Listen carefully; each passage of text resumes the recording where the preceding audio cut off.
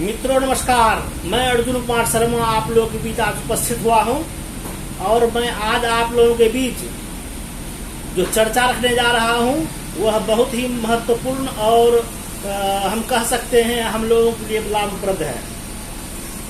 आज मैं चर्चा आप लोगों के बीच रखने जा रहा हूं बिहार कैसे भारत के विकास में अग्रणी भूमिका अपनी निभाए।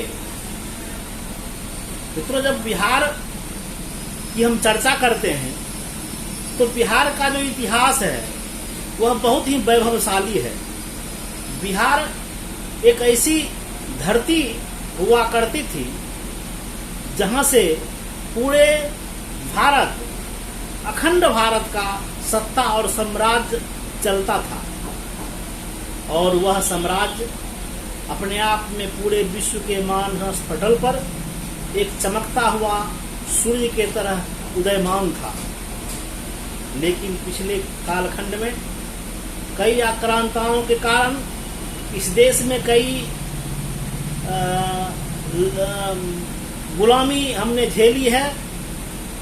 उसके बाद जब देश आजाद हुआ, जब बिहार के साथ साथ कई एक देश में राज्य बने, उसमें बिहार की भूमिका जो आज़ादी के बाद होनी चाहिए कहीं न कहीं हमने नहीं देख पाया है। आज़ादी के बाद बहुत ऐसे राज्य हैं जो बहुत डेवलप किए हैं, बहुत आगे गए हैं, लेकिन हमारा राज्य बिहार जो वास्तव में अपनी उपस्थिति को एक ऊंचाई पर रख सकता है, उसको कहीं न कहीं हम नहीं छू पाए। अगर हम अग्रणी भूमिका की बात करें, बिहार अग्रणी भूमिका कैसे निभावे, तो इसके लिए कई एक क्वेश्चन हमारे दिमाग में, हमारे जहन में आते हैं। और वह क्वेश्चन है बिहार में क्या जो हमारे पर्यटन स्थल है, क्या वह पर्यटन स्थल को विश्व स्तरीय बनाया गया है ताकि विश्व भर के पर्यटक हमारे बिहार में आए। हमारे बिहार में अगर विश्व स्तर के पर्यटक आते हैं तो क्या हमारे बिहार में उस ढंग के बड़े होटल्स हैं, 5 सितारे होटल, जो वैसे वैसे लोगों को अपने यहाँ ठहरने का अवसर दे। हमारे यहाँ उद्योग धंधा, कल कारखाना कैसे बेहतर से बेहतर लगे, क्या सरकारी स्तर से हम उसके लिए व्यवस्था किए हैं। हमारे बिहार में कैसे दूसरे प्रदेश से लोग आके बसे, जिस तरह से यहाँ के लोग बेंगलोर, दिल्ली, नोएडा, मुंबई, गुजरात, बहुत जगह ऐसा जो एक टाउन बसाया गया है जो अपने आप में एक देखने के लिए एक तरह से आकर्षित करता है अपनी ओर, और वह सुविधा जो उपलब्ध कराया गया है जिसको देखते हुए लोग खींचे हुए वहां तक पहुंच जाते हैं, अपने देश, अपने राज्य को छोड़कर, अपने घर को छोड़कर। क्या हमारा बिहार उस ढंग का डेवलपमेंट, उस ढंग का शहर बसाने के लिए कोई योजना बनाई है? हमारे बिहार में क्या अभी तक जो कृषि प्रधान बिहार के किसान और उससे जुड़े हुए मजदूर या उससे जुड़े हुए व्यापारी को जो सरकारी सुविधा मिल सके, नए टेक्नोलॉजी का एक इनोवेशन जब किसान के खेतों तक हो सके, क्या उसके लिए पहल किया गया है? और कई एक कारण ऐसे हैं जिससे डेवलपमेंट करने से, जिस चीज की डेवलपमेंट करने से हम बिहार जो है सो हम कहेंगे राष्ट्र के अग्रणी भूमिका में आ सकते हैं। तो मित्रों, हम जब ये सब बिंदुओं पर चर्चा करते हैं, हम देखते हैं बिहार में जो ऊर्जा है, बिहार में जो कैपेसिटी है, बिहार में जो लोगों में काम करने का जो हुनर है, कहीं न कहीं उसके हिसाब से हम अपने बिहार को मोडिफाई करने का काम नहीं किया है, अपने बिहार को उस हिसाब से बनाने का काम नहीं किया है जिससे हमारा बिहार अग्रणी भूमिका निभा सके। अभी कई एक वर्ष से बीत गए, यहाँ पर जो पारंपरिक कल कारखाने थे वह भी सही से अभी तक नहीं व्यवस्थित हो पाया है। और नए नए इनोवेशन, जो टेक्नोलॉजी नई नई चीज है, उसका भी अभी तक यहाँ पर कोई व्यवस्थित और एक लुभावना जो होता है उद्योग जगत के लोग यहाँ आए बिहार में, ऐसा कोई व्यवस्था नहीं किया गया है। जिसके कारण क्या है, बिहार अभी तक हम कह सकते हैं जो एक अपने आप को आगे करने में बहुत मजबूर है।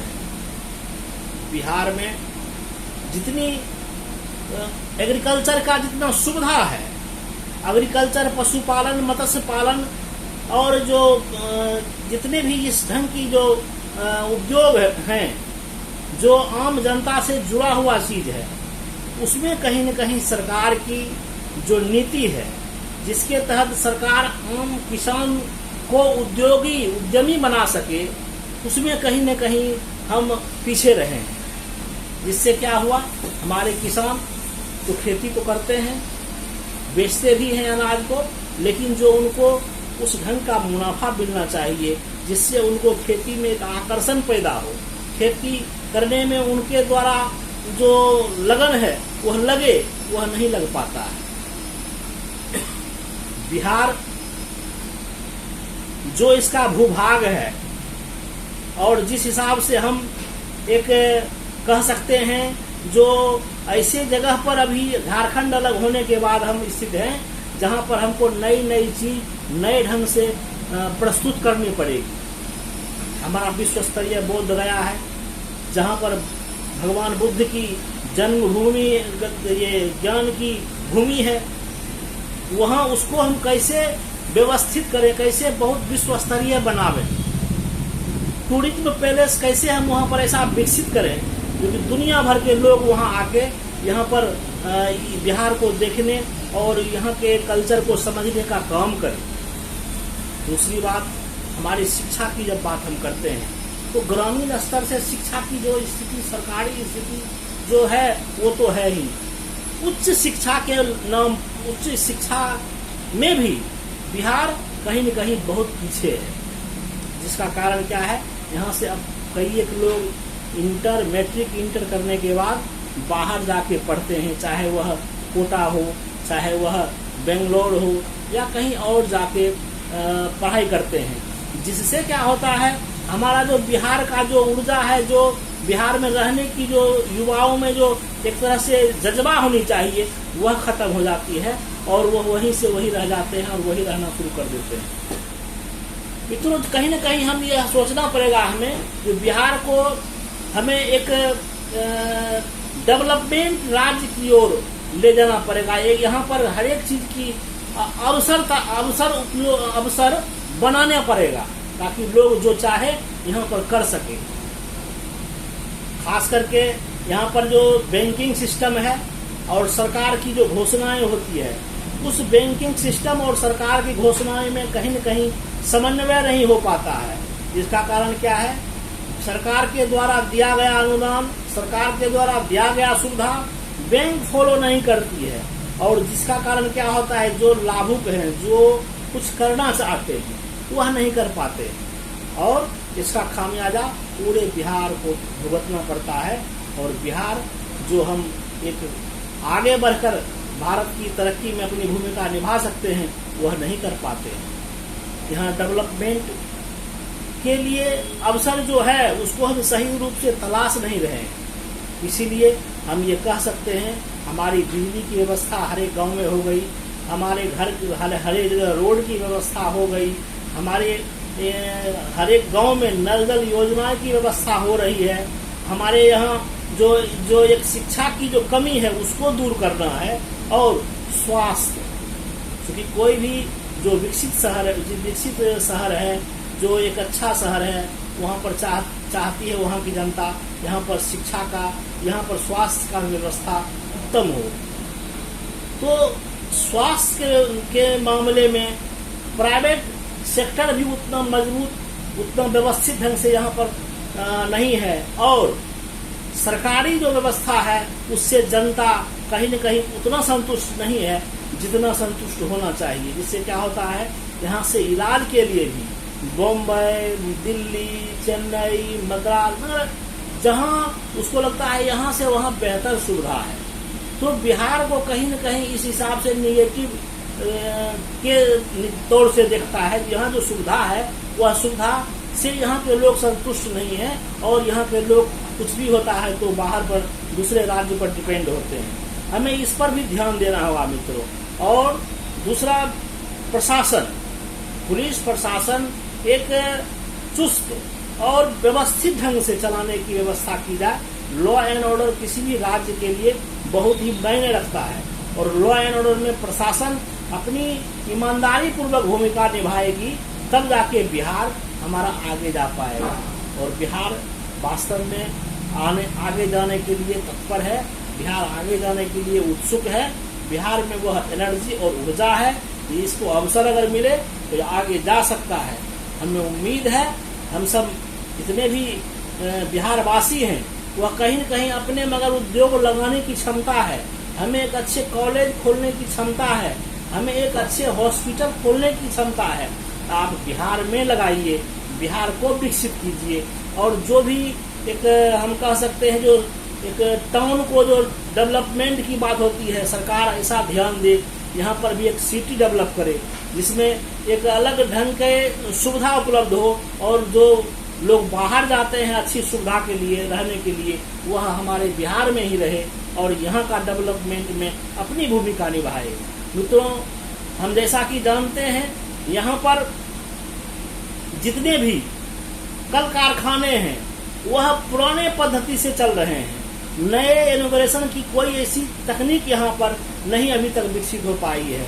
तो वैसे वैसे जो भी नए विदेशी तकनीक के तकनीशियन है, जो कारखाना मालिक हैं, उसको आकर्षित किया जाए ताकि बिहार में आके वो अपना उद्योग धंधा लगावे और बिहार को एक हम कह सकते हैं IT हब बनाए, बिहार को हम कह सकते हैं एक इंडस्ट्रियल हब बनाए, बिहार को हम यह कह सकते हैं कि हेल्थ सेक्टर का हब बनाए, शिक्षा का यहाँ हब बनाए, और तब जाके हम जो है सो यहाँ बिहार को एक विकसित बिहार बना सकते हैं, और बिहार को हम एक भारत की अग्रणी राज्य में ला सकते हैं। और हमें उम्मीद है कि हम सब मिलकर यह सोचें कि बिहार कैसे बेहतर बने, बिहार में जो एक एनर्जी है उसको कैसे हम अपने एनर्जी को बिहार के तरक्की में लगावें। मैं इन्हीं चंद शब्दों के साथ आपसे विदा लेना चाहूँगा।